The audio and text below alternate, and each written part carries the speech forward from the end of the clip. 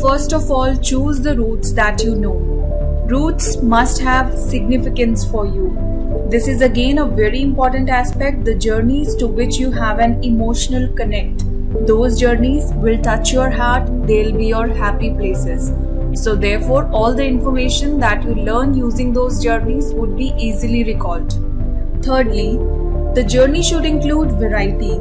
There must be milestones that must be interesting and have a lot of variety.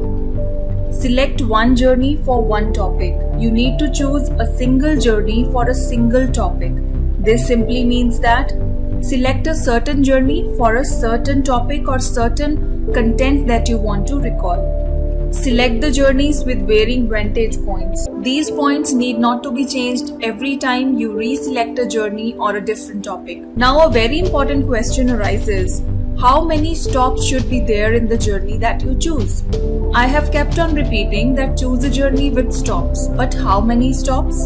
The answer to this question is, initially, you must begin with small routes and stops. With time, increase the routes. As you keep on practice learning different kinds of information using this technique, then start increasing the journey as well as the stops.